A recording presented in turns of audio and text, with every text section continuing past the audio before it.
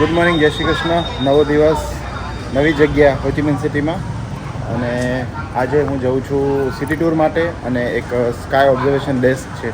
અગર એ ઓપન હશે તો ત્યાં બી જશું, કેમ કે અહીંયા વાતાવરણ બહુ ચેન્જ થઈ જાય છે. અત્યારે બરોબર છે, પણ ક્યારે વરસાદ આવી જશે એ નક્કી નથી, કેમ કે હવે વાળી પાછું અહીંયા બી ચોમાસું ચાલુ થઈ ગયું છે, તો એવી રીતમાં જ હોય છે. અને બસ હોસ્પિટલથી નીકળ્યો છું અને હવે જાઉં છું ઇન્ડિયન રેસ્ટોરન્ટ, કંઈક બ્રેકફાસ્ટ કરીશ અને પછી જઈશ ટૂર માટે. પહેલાં તો ગણતરી એ જ છે કે આપણે સમજી લઈએ આજનું શું કરવાનું છે, કેમ કે કોઈ ફિક્સ નથી કર્યું. જેવું ફિક્સ કરવા જાય છે વરસાદ પડી જાય છે, એટલે ફિક્સ કરવાનો મતલબ છે નહીં, તો બહુ ફિક્સ નથી કર્યું. પણ એવી રીતમાં ગણતરી છે કે કાંઈક સારું પ્લાન કરીએ આજનો દિવસ અને આપણે વ્લોગને સારી શરૂઆત આપી. બાકી જો અહીંયા આવી છે સવાર, બધા લોકો નીકળી ગયા છે પોતાના કામ ઉપર. એટલે મોસ્ટલી તો બધા કેવું છે કે રેસ્ટોરન્ટ, સ્ટોર્સ એવું જ ચલાવતા હોય છે. અહીંયા મોસ્ટ કામ એ લોકોને એ છે. અને બાકી જે લોકો હોય છે એ ટુરિસ્ટ છે, બધા મોસ્ટલી ટુરિસ્ટ છે. અને ખબર નહીં, એક મારી જસ્ટ રેસ્ટોરન્ટની બહાર જ એક આ સ્ટોર છે, એ બહુ ફેમસ છે. તમે જુઓ ખાલી લાઈન લાગી છે, કેટલી લાઈન છે વેટિંગમાં. ખબર નહીં શું બનાવે છે, બટ બહુ વેટિંગ છે અહીંયા. આ સ્ટોર બી એની જ છે અને સેમ આ સ્ટોર બી એની જ છે. શું બનાવે છે નથી ખબર, પણ બહુ ભીડ હોય છે. એની પાસે ગ્રેબવાળા બી એટલા જ હોય છે. આટલી કોઈ ભીડ મેં વિદેશમાં લાઇનમાં લાગતા કોઈ લોકોને જોયા નથી. ઇવન આટલી કન્ટ્રી ફર્યો છું, 7-8 જેવી કન્ટ્રી, પણ આટલી ભીડ કોઈ જગ્યાએ એક સ્ટોર ઉપર નથી જોઈ. અને હનોઈમાં વિયેતનામમાં બી મેં ફર્સ્ટ ટાઈમ જોઈ છે આટલી ભીડ એક જગ્યા માટે.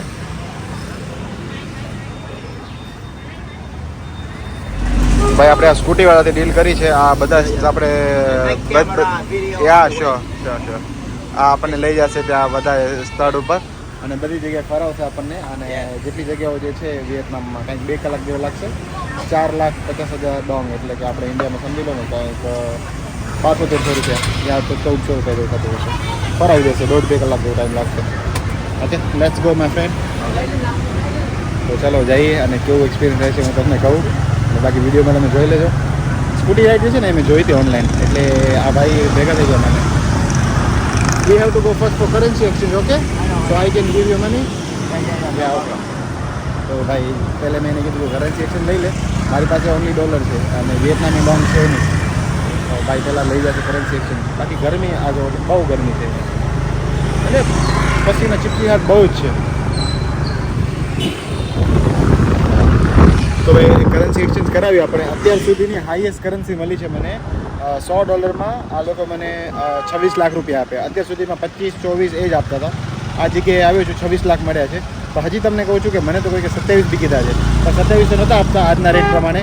તો 26 આપ્યા તો આપણે 26 લઈ લીધા છે. પણ બરોબર, મારા હિસાબે તો બરોબર જ છે. બાકી હશે તો કોઈ આઈડિયા નથી, પણ તે છતાં તમે જ્યાં બી કરન્સી એક્સચેન્જ કરાવો 2-3 જગ્યાએ પૂછી લેવાનું, જ્યાં વધારે મળતા હોય ત્યાં કરાવી લેવાના.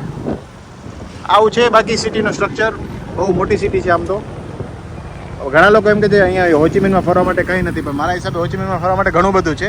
બસ તમારે જગ્યા અને તમારા શું કહેવાય, તમને થોડું ઘણું નોલેજ હોવું જોઈએ. મને બી બહુ ઓછું નોલેજ છે. હવે આ ભાઈ જ્યાં લઈ જશે ત્યાં ફરશું આપણે. બાકી તો આ ભાઈ ઉપર છે જ્યાં લઈ જાય આપણને 2 કલાક. ઓકે, તો આ બધા જે છે એ જૂના આર્કિટેક્ટ પ્રમાણે છે, જે પહેલાં સાયગોન હતું, સાયગોન એ ટાઈમના છે. હવે અત્યારે એનું હોચિમિન છે. પહેલાં સિટીનું નામ સાયગોન હતું, હવે હોચિમિન છે. હોચિમિન જે છે અહીંયાના ફેમસ ક્રાંતિકારી કહી શકો તમે, એ વ્યક્તિ હતા જેને ઇન્ડિપેન્ડન્ટ આપવામાં બહુ હેલ્પ કરી હતી ફ્રેન્ચથી વિયેતનામી લોકોને. તો આ છે ભાઈ અહીંયાનો સાયગોનનું સૌથી ઓલ્ડેસ્ટ પગોડામાંથી કહી શકો એવું. 150 વર્ષ જૂનું છે આ આર્કિટેક્ટ તમે જોવો છો ને, એ 150 વર્ષ જૂનું છે, 150 યર. ભાઈ આવું કંઈક છે. અને આ આખું ચાઇનીઝ છે અને બુદ્ધ ભગવાન માટેનું એક પગોડા, એટલે અહીંયા આપણા ભાષામાં મંદિર એ કહી શકો તમે. અને બહુ ઓલ્ડ છે, સાયગોન સિટીમાં આવેલું છે.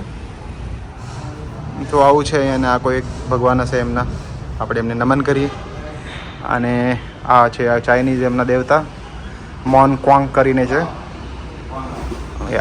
અને આવું કંઈક આર્કિટેક્ટ છે. આ બધું 150 વર્ષ જૂનું છે. બહુ ભાઈ ભવ્ય લાગે છે. આપણે અહીંયા ઘણી જગ્યા હોય ને, આ જો આ રીતના બહુ વુડન છે આખું. આ એના દરવાજા છે, મેઇન એન્ટ્રન્સ જુઓ તમે આ રીતના. અને આવું આ લોકોએ મેન્ટેન કર્યું છે. અહીંયા શૂઝ ને એવું બધું અલાવ હોય છે, વાંધો નથી હોતો. અગરબત્તી કરવાની એ રીતમાં હોય. આ જો આપણી જેમ જ એ લોકો અગરબત્તી કરે છે બુદ્ધ ધર્મમાં. Still burn for 2 weeks from beginning until finish. Okay 2 weeks. હા આ એક વખત આને ફરાવે ને તો એ 2 અઠવાડિયા સુધી આમને આમ ફરતી રહે એવું કંઈક બનાવ્યું છે આ લોકોએ. મસ્ત છે આ જગ્યા બી ભાઈ. જેમને બહુ સંસ્કૃતિમાં અને એમાં રસ હોય એ આવી શકો છો ભાઈ. આમાં સારી જગ્યા છે.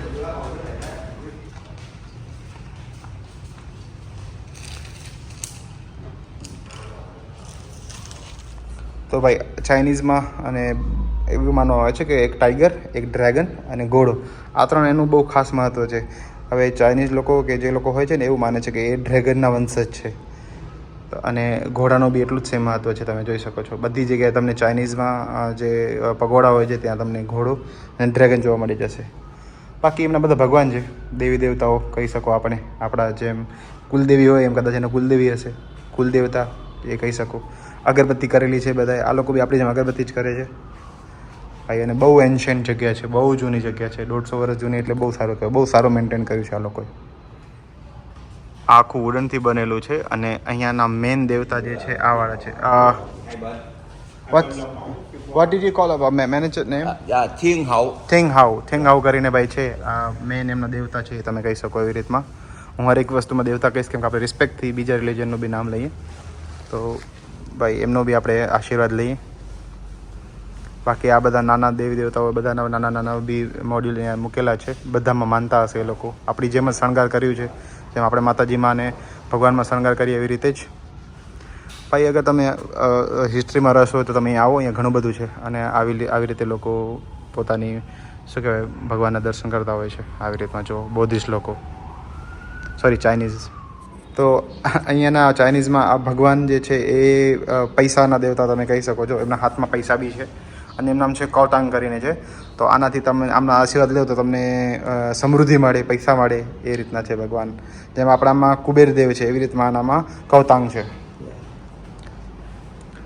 Okay, right here we have a couple angel. Couple Pray angel. for love. Okay. Yeah. For love. Yeah, for love, for For marriage, love. for connect people. Okay તો આ જે છે ને એ આપણને પ્રેમના દેવતા છે આવી રીતમાં. Yeah, આ એ yeah. જેમને ભાઈ લવ થયો હોય અને મેરેજ ન થતા હોય એ દર્શન કરવા આવતા હશે.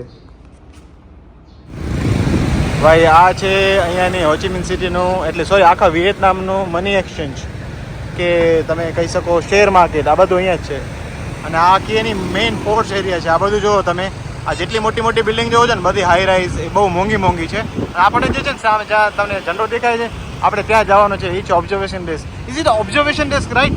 વી can go here at top letter but we can go ના? ઓકે. તો ભાઈ આપણે ત્યાં બી જઈ શકશું. અને ભાઈ સાહેબ જેની બીક હતી એ વસ્તુ, વરસાદ ચાલુ થઈ ગઈ છે એ સારું નથી. આપણી માટે તો વરસાદ બિલકુલ સારી નથી.